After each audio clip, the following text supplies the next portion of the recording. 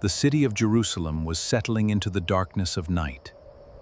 But Jesus knew that before sunrise, everything would change. After the Last Supper, Jesus left Jerusalem with his disciples and walked toward the Mount of Olives. They crossed the Kidron Valley and approached a garden called Gethsemane. Jesus had visited this garden before, but tonight, he knew he was entering the most difficult night of his earthly life. But he took Peter into the garden.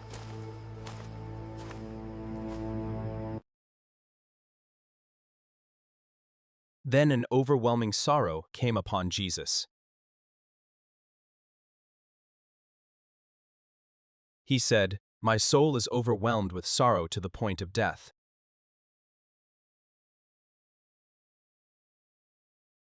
Jesus asked them to stay there, to watch, and to pray. "Remain here."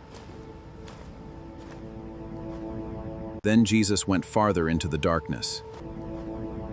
Beneath the olive trees, Jesus fell to the ground and began to pray. Jesus asked whether the cup of suffering could pass from him.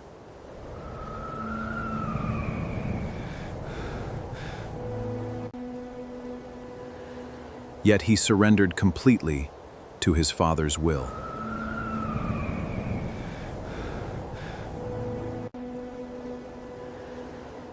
But then Jesus said, "Yet not my will, but yours be done." As Jesus prayed, heaven watched the Savior face the greatest battle of his earthly life. When Jesus returned, he found his closest disciples asleep.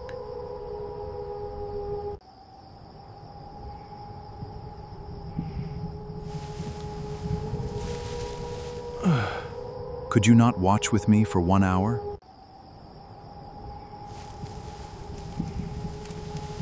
So that you will not fall into temptation. The spirit is willing, but the flesh is weak. Then Jesus went away a second time to pray.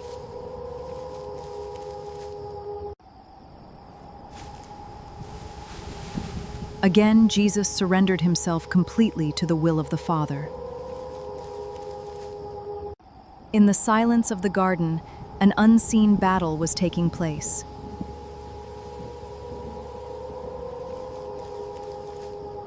Jesus prayed even more earnestly.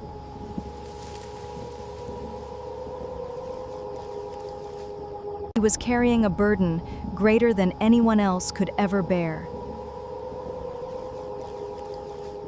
An angel from heaven appeared to strengthen him.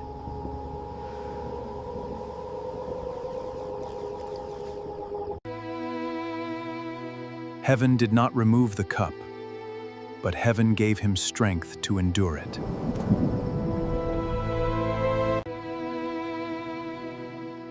Jesus was ready. The moment he had spoken about was drawing near.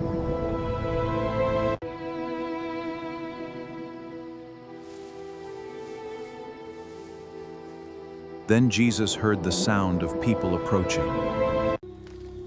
Torches appeared in the darkness, and an armed crowd entered the garden.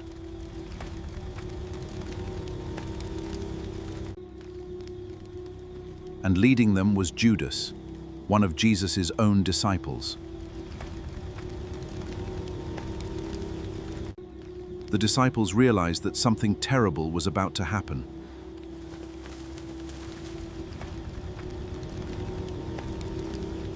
Judas walked directly toward Jesus.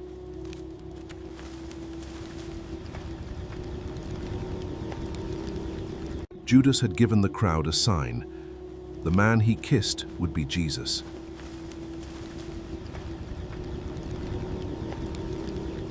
Judas had greeted Jesus with a kiss, the sign of betrayal.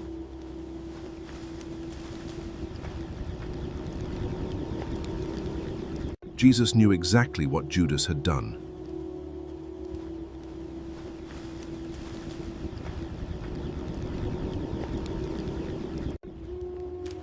Jesus did not run. He stepped forward to meet them.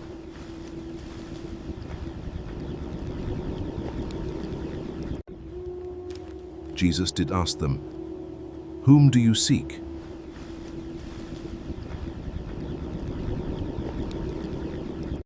They answered, "Jesus did Nazareth."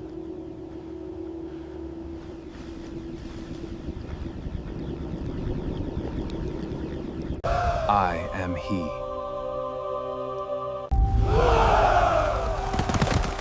At his words, the soldiers drew back and fell to the ground. Jesus asked them again, "Whom do you seek?" "If you are looking for me, then let these men go." But Peter suddenly reached for his sword, determined to defend Jesus.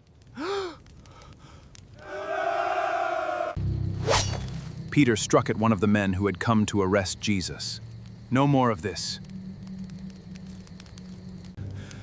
The servant was wounded, and the garden erupted in confusion. Jesus stopped Peter and told him to put away his sword. Put away your sword!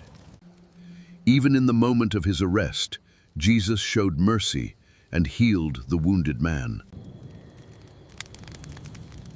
Jesus reminded Peter that those who live by the sword will perish by the sword.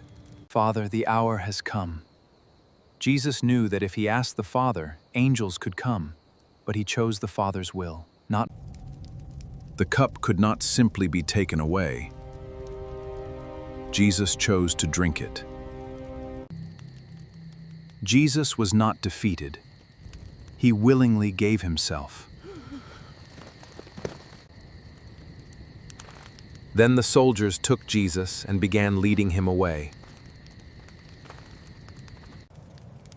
Fear overwhelmed the disciples as they saw Jesus taken away.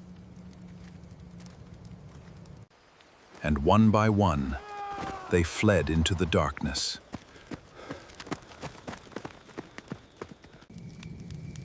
Jesus watched them disappear, knowing their fear, but still loving them. Peter moved away, but his heart could not completely leave Jesus behind. Now Jesus stood alone, as the men who had come for him led him away. They quietly left Gethsemane and began the journey toward Jerusalem. The garden became quiet again, but the night would never be forgotten.